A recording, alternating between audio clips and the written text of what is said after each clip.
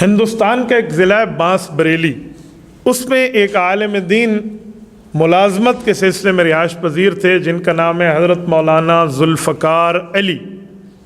ان کے گھر میں جو بچہ پیدا ہوا ہے اس کا نام محمود حسن رکھا گیا ہے، جس کو بعد میں دنیا شیخ الہند کے نام سے جانتی ہے۔ محمود حسن، ان کی پیدائش وہیں 1851 میں ہے۔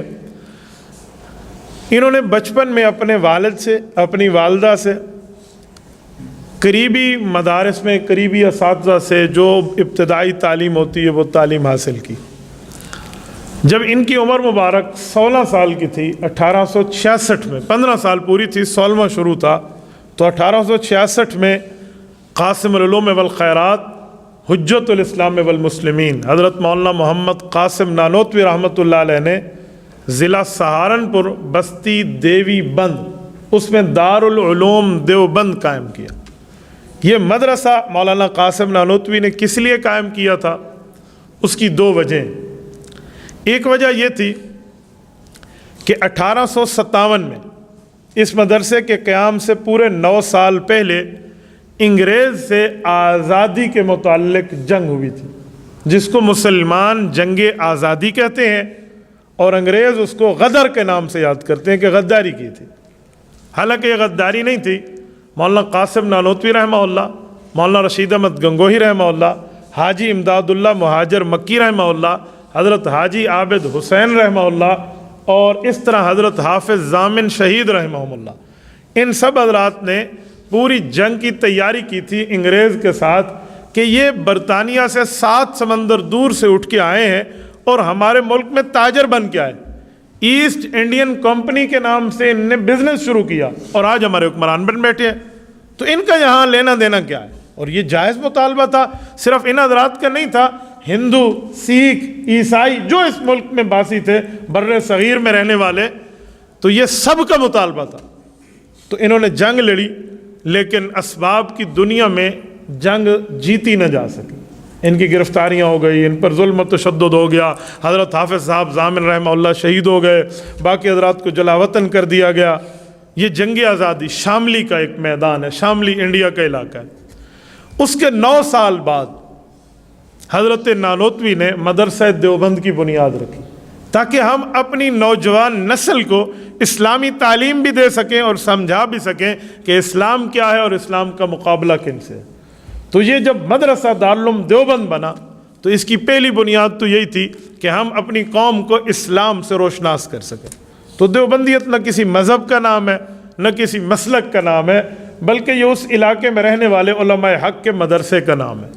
دوسری وجہ یہ تھی کہ جو دین رسول اللہ صلی اللہ علیہ وآلہ وسلم نے مدینہ منورہ سے امت مسلمہ کو دیا تھا، وہ دین محمد جب ہندوستان میں پہنچا تو کچھ لوگوں نے اس دین میں کمی کی، کچھ نے اضافہ کیا۔ جن نے دین میں کمی کر کے لوگوں کو بتایا کہ یہ نہ کریں بس یہ کریں، یہ نہ کریں جی یہ کریں، اپنی طرف سے کمی کی، انہیں کہتے ہیں ملحد، الحاد والے، جو دین میں کمی کر دیتے ہیں۔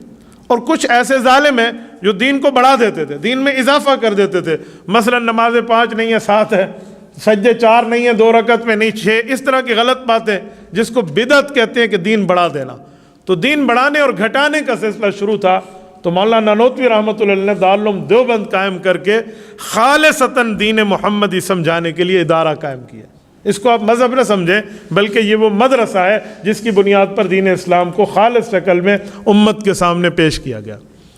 اس مدرسے کے پہلے شاگرد شیخ الہند ہیں، یہ جو میں سمجھانے لگا ہوں، یہی مولانا محمود حسن رحمہ اللہ، مولانا ذوالفقار علی صاحب کے بیٹے، یہ اس مدرسے کے پہلے شاگرد ہیں۔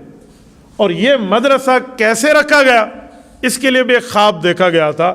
وہ خواب یہ تھا کہ مولانا رفیع الدین رحمہ اللہ نے خواب دیکھا کہ رسول اللہ صلی اللہ علیہ وآلہ وسلم خواب میں تشریف لاتے ہیں اور آپ علیہ الصلوۃ والسلام ایک جگہ میں گول دائرہ لگاتے ہیں کہ یہاں سے دین کے فوارے پھوٹیں گے۔ تو وہ رسول اللہ صلی اللہ علیہ وسلم ان کے علاقے میں خواب کے اندر موجود ہیں اور نشان لگا رہے ہیں۔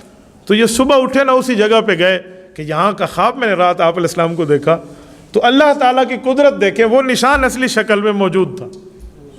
یہ بڑے حیران ہوئے کہ ہے تو خواب کی بات اور یہ اصلی شکل میں۔ تو ان نے حضرت نانوتوی باقی سب حضرات سے مشورہ کیا، انہوں نے اس جگہ مدرسے کی بنیاد رکھ دی۔ یہ ہے دارالعلوم دیوبند۔ آج دارالعلوم دیوبند ایک یونیورسٹی بن چکا ہے، پوری دنیا کے 283 ممالک میں ان کی فیض اور ان کے شاگردوں کی کھیپ پہنچ چکی ہے، لیکن جس جگہ یہ نشان لگایا تھا نا وہ مدرسے کی پہلی عمارت ہے۔ آج وہاں ایک برآمدہ قائم ہے جسے 9 درہ کہتے ہیں، 9 درہ، 9 اس کے دروازے ہیں، ایک برآمدہ قائم ہے۔ اس جگہ کی اتنی شان ہے کہ اگر کسی طالب علم کو کوئی سبق یاد نہ ہوتا ہو نا تو استاذ اسے وہاں بھیج دیتے، وہ وہاں اس کتاب کو مطالعہ کر لے، وہ سبق یاد ہو جاتا۔ یہ رسول اللہ صلی اللہ علیہ وسلم کی خواب کی برکت ہے۔